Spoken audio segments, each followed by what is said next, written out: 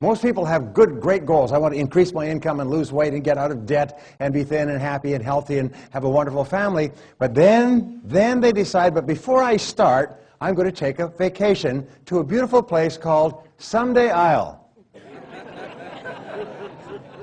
And in my estimation, 80% of the population lives on Someday Isle. Someday I'll lose some weight, and someday I'll read that book and listen to that program and join the Yes Network, and someday I'll get out of debt, someday I'll increase my income, but it's always Someday Isle.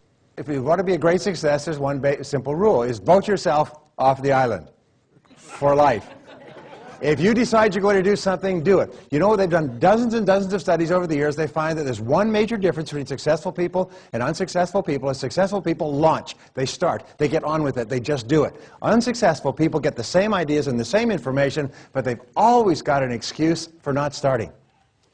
Rule number 6 is that listening builds trust.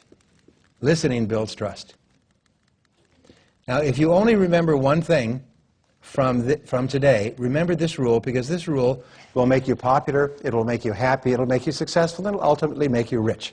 Leaders, in one of the best management studies done out of Harvard recently, they say leaders are excellent listeners. Leaders are not people who talk and give orders and tell this. Leaders go around and ask a lot of questions, and as a result, they get a lot of very good information and a good understanding of the decisions that need to be made. Leaders are great listeners. Top salespeople are superb listeners.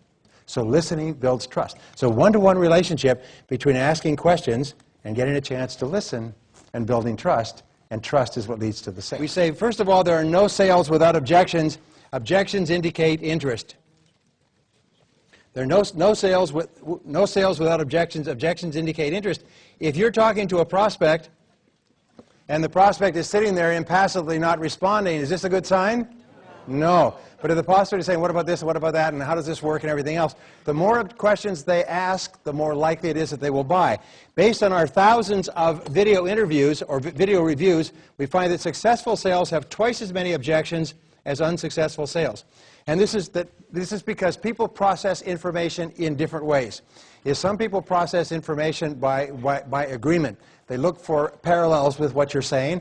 Others process information by disagreement, by arguing. What about this and what about that? And will it do this and how do I know it'll do that? And so on. So sometimes you'll get every kind of objection you can imagine. Don't want it, don't need it, can't use it, can't afford it, not the market right now. Okay, I'll take it. Ever had that? You go, huh? Well, they're just processing your sales order by removing all the mental barriers that they have to buying. So when I used to get objections, I get very upset, and I start to feel depressed inside, and I think my product's no good, and the market's no good, and I'm no good. And then I realized later that objections are good. There's a concept in selling called seeding. Seeding is where you just sort of drop what we call by the ways in the course of your sales conversation.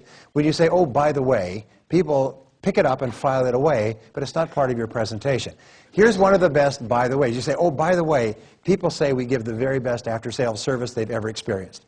By the way, our customers say that they have fewer problems with this than any machine that they've ever used. By the way, people that I've dealt with say this wonderful thing about our product. We take good care of them afterwards. We're fast and responsive if they have any problems or complaints, by the way. Because what we know is this, is if a customer has even a single objection that they have not asked you, that they're holding on to, they won't buy. That's why at the end of the sale they say, well, let me think it over. Leave it with me, let me think it over. Do you know what that means? It means goodbye forever. We will never meet again. You've blown it. I'll never take your phone calls. I'll never respond to your voicemail messages. In fact, I'm going to disappear. Because whenever you call me, you'll find that I'm not there or I'm in a meeting. Have you ever called people who've gone into 3-year meetings after meeting with you? 7 is the directive close.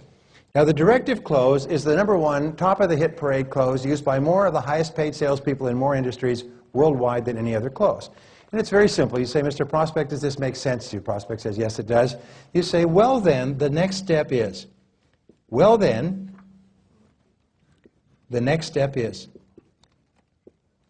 And you take complete control of the sale. You assume that the customer has decided to buy. The next step is, and then you go on to explain what is called the plan of action. I'll need a check from you for this amount. I'll need your authorization on these forms. I'll get it back to the office. It'll be out to you in about 7 days. We'll set you up with an account and a service contract. In other words, you talk as though the person, by saying, yes, it makes sense, has said, yes, I'll take it. Now what happens? You say, well, then the next step is this. And then you use these magic words. And these are the magic words.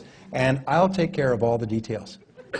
And the way you do it is with a question. When the prospect says, well, let me think it over, remember that old Bob Dylan song, when you ain't got nothing, you got nothing to lose. Well, when the prospect says, I want to think it over, if you walk out, you've lost it forever. You've wasted all the time you've invested in building this prospect. So you've got nothing to lose here. So therefore, give it a shot. And I have had people come to me after using this and say, I saved the sale. I couldn't believe it. I lost the sale. I was on the way out, and I remembered the words. I remembered the words, and I said the words, and I got the sale. So here are the words. You say, Mr. Prospect, that's a good idea. That's a good idea. This is an important decision. And obviously, you have a good reason for wanting to think it over. Obviously, you have a good reason for wanting to think it over. Do you mind if I ask what it is? Is it the price? And then you remain perfectly silent. Now remain perfectly silent. The prospect can say one of two things. Yes, it's the price, or no, it's not. If they say, yes, it's the price, what do you say? If they say, yes, it's the price, you say, how far apart are we? Why do you say that? Why do you feel that way? Is price your only concern? How do you mean exactly? What if they say, no, it's not the price? Then these are the words that you use. You use a may I ask question. Because what we have found is if it's not the price, it's something that they're emotionally sensitive about. So you treat this objection or this concern with great sensitivity. You say, then may I ask what it is? Then may I ask what it is? It's almost impossible not to answer a may I ask question. Then may I ask what it is? And then remain perfectly silent. And very often they'll say, well, it's this. You say, Mr. Prospect, if we could satisfy you on that point, would you take it? And I've had people say, I made the sale because I remembered the words. And this is so powerful, by the way, that the next time you're out with a prospect and they say, let me think it over, you say, let me think it over. Oh, hold on a second. Hold on a second. I was in a talk course just the other day. I've got the answer for that. All right. That is a good idea. This is an important decision. And obviously you have a good reason for saying that. Do you mind if I ask what it is? Is it the price? Now, the reason I do that, you'll notice that it's powerful even if it's read badly. Because you have now asked a question and you have taken control, and you now have a chance to save the sale. You now have a chance to make the sale. Please understand this. Sometimes, and here's the rule, you're probably only one skill away from doubling your income right now. You're probably only one skill away from doubling your income right now. And you know what that skill is. Everybody knows what the skill is. They know if I was really good at prospecting, I could double my income. If I was really good at closing, I could double my income. If I was really good at overcoming the key objections, I could double my income. In other words, we all know what it is in our heart of hearts. And your job is to figure out what it is and set it as a goal and make a plan and work on it until you've mastered that skill.